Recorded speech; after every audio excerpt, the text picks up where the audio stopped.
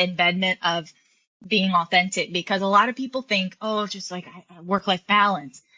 Like balance is something that is like for a machine, it's gravitational, a yoga pose. Like it's not meant to be applied to work. So like that phrase in and of itself can be like setting you up for failure. So it's about your work-life integration. Who are you being? What are you doing and why? An interesting thing about joy is it's the most vulnerable emotion to experience, because there's like this blissful euphoria that comes with it. It's the ability to understand that it's like temporary. And I think when we can understand and remember that like everything is temporary, we can really honor that and be excited to apply that. And like you just said, with energy and work, we are a makeup of the people we surround ourselves with. So it is very dangerous in cultures, company cultures, if you have like a shame-ridden person or a Debbie Downer or a person that's just like an energy sucker, that is a risk. So we want to make sure that depending who you are, the life you have going on, the role you're in, how you're taking care of yourself, like where can joy and enjoyment fit in? And let's make small actionable steps to hold you accountable in applying that, because you deserve to have that. Hello, everyone, and welcome. I am so excited today to have Alyssa Poggioli here to talk about life coaching and transformational coaching as a professional in the workplace so that you can be more engaged and engage those around you. So, Alyssa, I know we've known each other on and off for quite some period of time through the coaching world. And so I know a little bit about your background and story, but I'd love for you to share with everybody what set you on the path to becoming a coach. So it's a great question. I managed corporate fitness centers for 8.5, 9 years. So I originally went to school for health promotion and business and wanted to be a wellness coordinator. I've always been really passionate about mental, emotional, social, intellectual, spiritual, financial, like a person as a whole. Couldn't really find a lot of jobs in corporate wellness, so took the corporate fitness route. And it was very clear to me that people would go down to the fitness centers and bust their butts, running on treadmills, taking group X, doing personal training, doing these challenges. They'd want to attend a lunch and learns that I was hosting around nutrition or habit change. But there was just something missing. Like there was a common theme in the conversations of people not feeling supported, not having the relationships they wanted, not being able to really advance or move in a direction that was creating change, and change being maybe a promotion, change being maybe more connection and sex with your partner or spouse, change being maybe weight and just being able to like crack that code of what is it that you're carrying around that's preventing you from the progress of moving forward. So I originally went and became certified as a coach because I thought, okay, I'm already in these large organizations. Maybe instead of being the person or the group exercise instructor, I can be a coach, or that is an asset we could bring. But within the large organizations, they already had employee benefit programs, so they didn't want to add that. So I just went out on my own, and now here I am today, serving those in organizations, because that is all I know. I had to leave for myself too, working 15-hour days, trying to help people and have an outlet I wanted. It wasn't working. So it was a combination of the consistent conversation I was having, people needed deeper help, and then my own line of integrity of like, girl, you got to go, like, get out of it. You're not living a life of intention and advocacy, like boot scoot. So that's what I did. Yeah. And, we discover these things, right? When we don't feel aligned with the work that we're doing, that leads us to going, okay, I need a change. And I think one of the things that corporations are seeing, especially post-COVID, is that people have more intention on being aligned with the work that they're doing. But we don't always know how to get there. And so one of the things that you state beautifully is that you help professionals to become connected, respected, and authentic, and want to create that ripple effect in the world, in corporations. Can you expand a little bit more about what you mean by being connected, respected, and authentic? Yeah. So with the connection component, we are in a digital doom when it comes to being able to breathe and breed connection. Like as a human race, this digitalness, like where we're connecting right now, it's healthy to some extent. And so with connection, it's really about pulling a person back and getting them clear on what is their core value, their 1 to 2, not 5. If you have more than 2, Brene Brown would say what you have is a list of pretty words. You can't have more than 1 or 2 core values. So really like looking at the person for who they are and what they want out of life here today, not maybe what they wanted 5 years ago or in 5 years to come, but like right now, who are you? Who are you being? What are your priorities? And are you advocating for that? So that's the connection component, is really helping a person get clear on and it goes into the authenticity too. But with respected, that's where the EQ work comes in. Like as a human race, we are poor communicators. There's so much data out there as we become more digital that we do not have the communication skills and the like natural wave of like picking up a phone or being able to be present without a cell phone or a device on, like the ability to create that communication and that conflict resolution strategy to where people can feel respected, heard, understood. Like that component is so crucial, because if we do not apply that and if we don't move with the digital age, it's going to just exacerbate that loneliness epidemic that Vivek Murphy wrote a book together. It's titled Together on.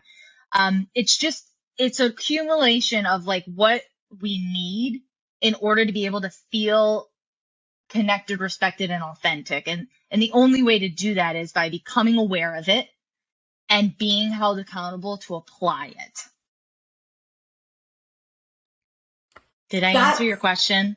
Yeah. Do you want to add a little bit more about authentic? So you talked about connected, respected, and authentic. Yes, authentic. So being authentic to me, I believe, is like being able to be your true self. I cannot tell you the amount of executives I speak to that they have this personal bucket, this professional bucket, this parent bucket, and like that is so exhausting for your nervous system and your neuroplasticity and your identity to try to like keep organized and figure out. It's actually less effective when it comes to just stress management, energy management. So with being authentic, it's about helping a person really uncover what meaning they make about if they show up a certain way at work or at home. Like, how can I help you know that like you are you and you are perfect and worthy and enough and successful in personal, professional, familial, like it all gets to be intertwined. And when we can combine just one bucket that we're living out of versus the 6 or 7, life can flow to where you experience so much more joy, presence, and intimacy. I don't know how to explain it other than to like help a person just like put the work in and do it so that they can feel it. Your energy is just like exuding out when you talk about these 3 areas of connection, of authenticity and respect. And one of the themes that I'm hearing from a lot of the coaches, a lot of people as they come onto the show is really around this ability to connect and be a whole person in whatever space you are authentically yourself. And it keeps repeating over and over. And when as leaders, we can show up as that, right? We can start to recognize that in others. Oh, and yeah. I think that's the power of moving through this and engaging with a coach who can really help you get back to being the best version of yourself in this process. And you have so much passion. It's like, it just exudes off. I so love it. So you have a 3-step process is what you describe you take people through. And the first is uncovering mindsets and beliefs, right? That probably hinder us from hitting that connected, respected, and authentic self. So what are some techniques that you use to help people uncover their mindsets and beliefs to shift to that authentic version of themselves? So in transformation coaching, it's really getting clear on, you call it parts work. So kind of taking a person into themselves and identifying like getting clear on like what parts or at what stages of their life did they start to make a meaning or a protective method against? And like, how does that impact the day-to-day living? In the Thrive executive coaching, we call it paradigm. Like we help people uncover their limiting paradigms, which is, there's a list of 7. I've communicated it in some of my reels and content, but it's really through powerful conversation of self-reflection, right? Sometimes we don't know what we don't know, or we just don't have that natural tendency to like understand ourselves deeper. And so between the parts work of helping a person get clear on what methods were set as children or teens that have like are hindering their ability to get somewhere or do something specific, getting clear on the limiting beliefs, but then also doing some of the work by Byron Katie of helping someone really reframe and shift the actual thought that they're choosing to believe into something where it reframes and applies back to them, can be very powerful to help that mind really understand that oftentimes what you're thinking is not true. And so when you're not aware that something you're choosing to think is actually not true, it can get a little squirrely. It can get a little squirrely in life. And it's easy to then fall into that victimhood state of like, life is happening to me versus life is happening for me. And that's a level of consciousness then that we get to move you from the life is happening for me. Yeah, I think the 4 questions from Byron Katie are Powerful. great ways, so powerful to help people start to think through these things. And this is the benefit of coaching, right? Is by having someone reflect that back to you, by someone asking you questions to go deeper.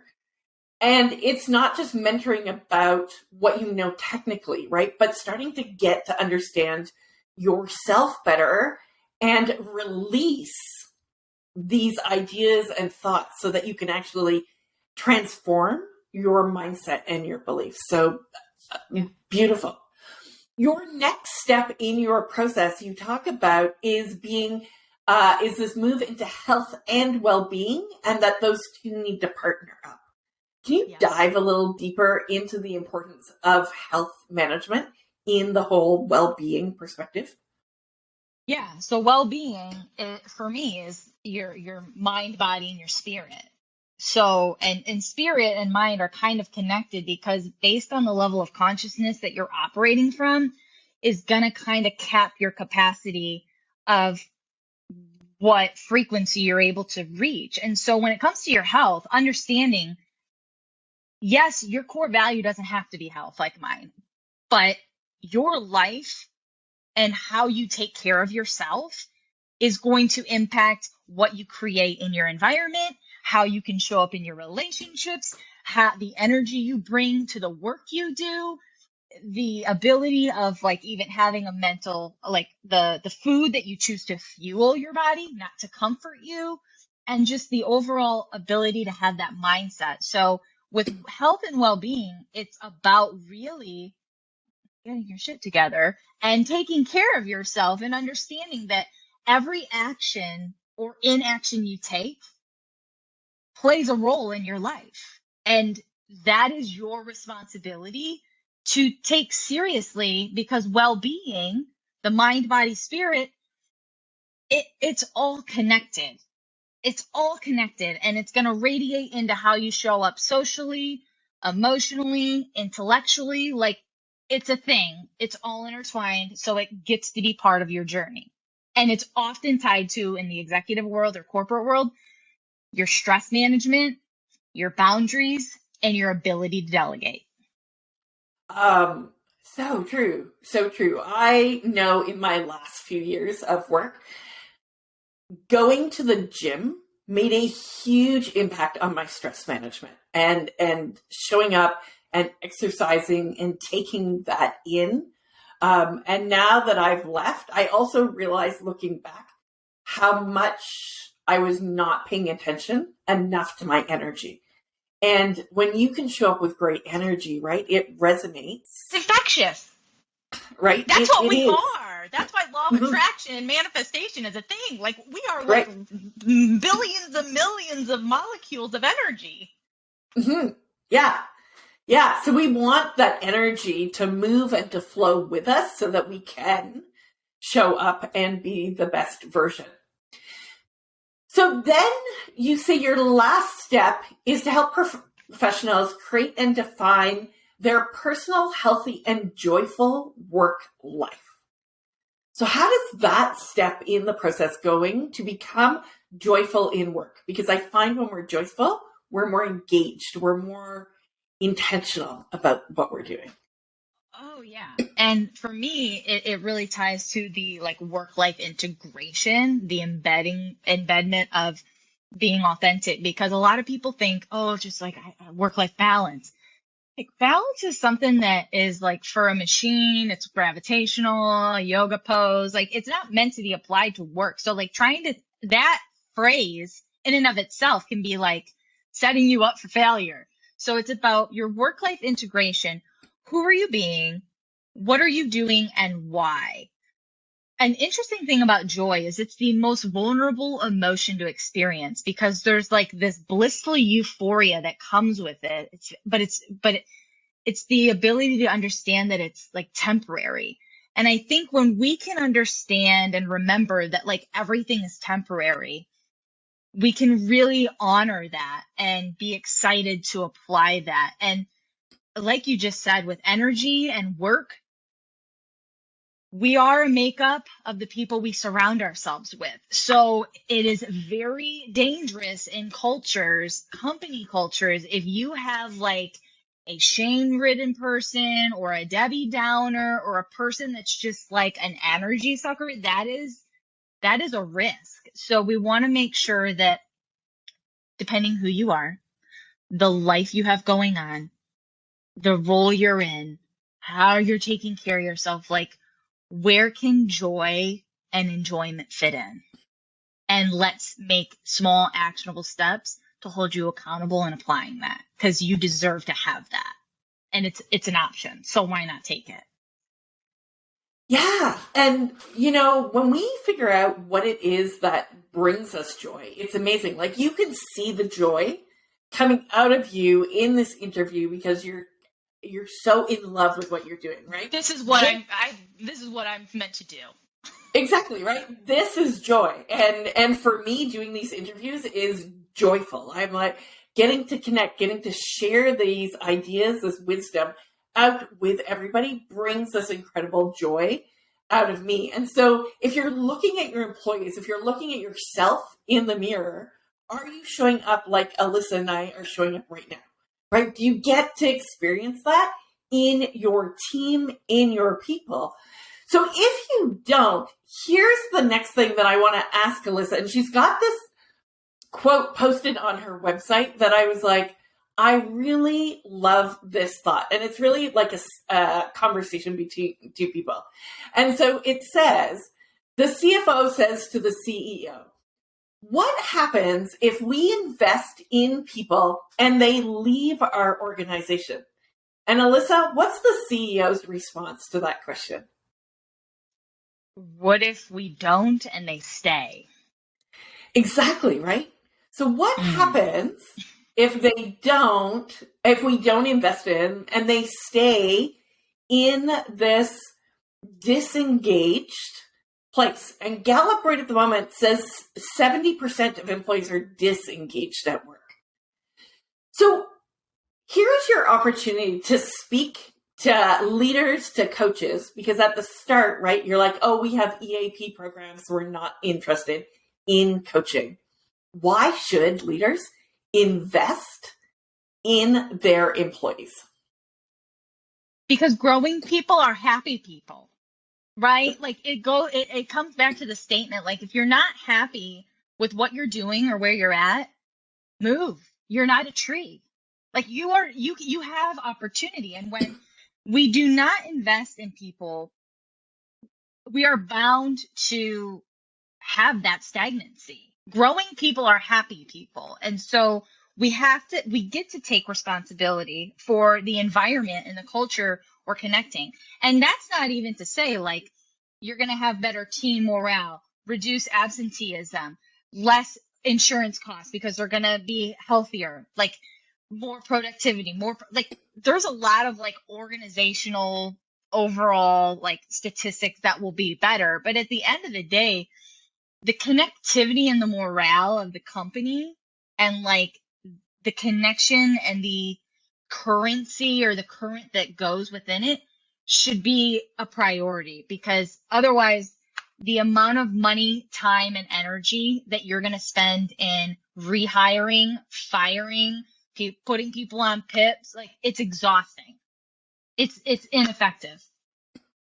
It is. It's so ineffective, right? The cost of just having taking one employee who's like minimum wage through leaving a company is $6,000 in the cost of replacement and training and all of that. The cost of coaching, like that's one minimum wage employee, right? So as people think about it, right, there's a huge benefit. There's a huge return on investment by investing, by bringing coaches in like Alyssa, like myself, like other members who are in this speaker series to help you. Because when you have a happy team, they are more productive, as you said, right? They are more, your company just performs better. Your organization performs better. It's like a preventative care cost. It'd be like, are you a person that doesn't go to get your routine checkups? Mm-hmm. Yeah. That's how I look at it. It's preventative care. Like, do you want to pay for a surgery or do you want to pay for a treatment that's going to avoid the surgery? Right. I don't know. Yeah. And it's more fun, right? This is far more fun than preventative care. It's getting your people happy and motivated and engaged to really show up and perform their best.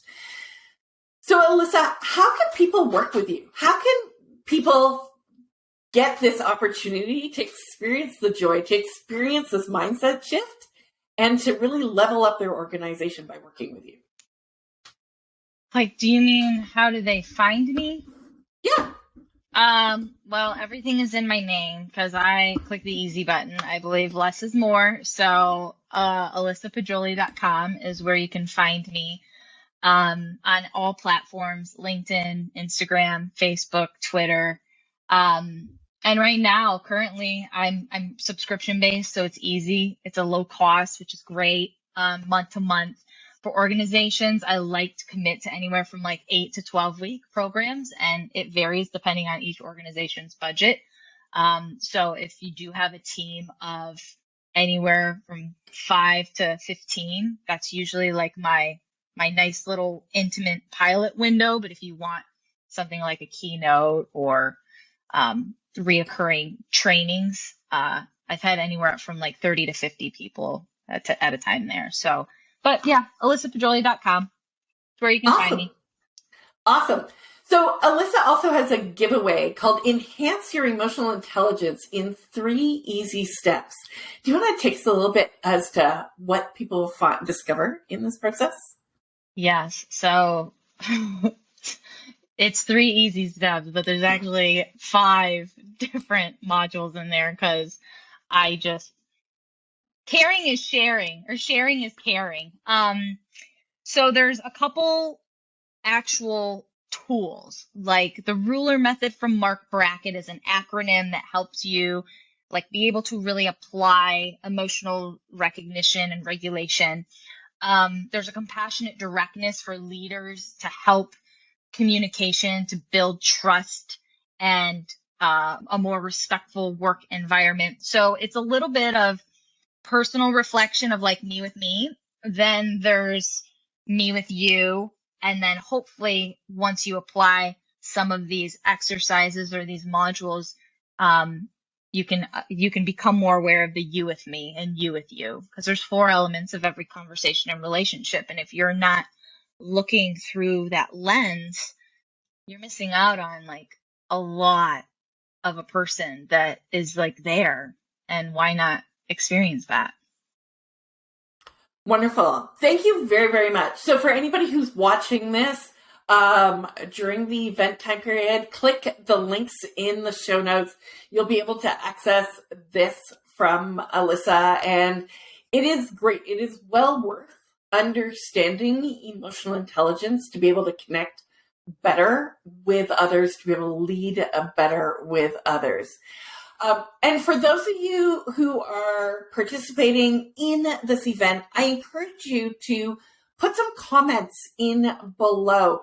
Let's see, what is the one tip that you learned from Alyssa that's like, okay, I need to resonate with that. I need to think and reflect on that activity. Maybe it's improving your health. Maybe it's around your mindset and beliefs. Maybe it's like, how do I add more joy to my day so I get to show up as this incredible person who gets to connect and build with my team? What is the one tip that you are taking away? Place it in the comments below and allow others to encourage you and inspire you to be the great leader, to encourage and amplify your organization. So Alyssa, we've gone through a lot of different things. Is there any last comments or thoughts you want to share about being an empowered leader?